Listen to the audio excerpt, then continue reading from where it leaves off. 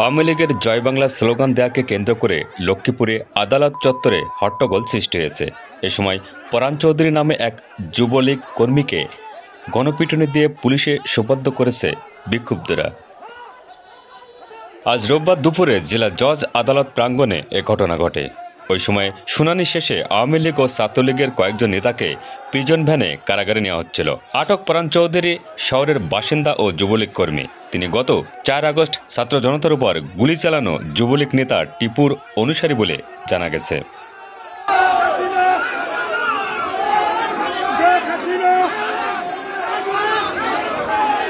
প্রত্যক্ষদর্শী ও পুলিশ জানায়, গত 4 আগস্ট লক্ষ্মীপুরের 4 শিক্ষার্থী হত্যা মামলায় অভিযুক্ত আসামিদের জামিন শুনানির তারিখ ছিল আজ।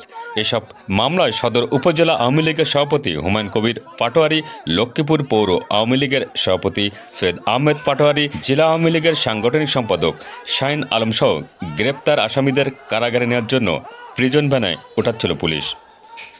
এই সময় জয় বাংলা স্লোগান দেন পরাণ। এতে আদালত প্রাঙ্গণে হট্টগোল সৃষ্টি হয়। এক পর্যায়ে তাকে ধরে গণপিটুনি দিয়ে পুলিশে সোপর্দ করা হয়। এই সময় বিএনপি ও জামাতপন্থী আইনজীবীরা বিক্ষোভ করেন।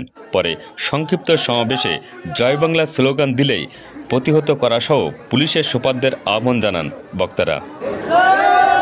আদালতে দাঁড়িয়ে তারা জয় বাংলা স্লোগান দিয়েছে।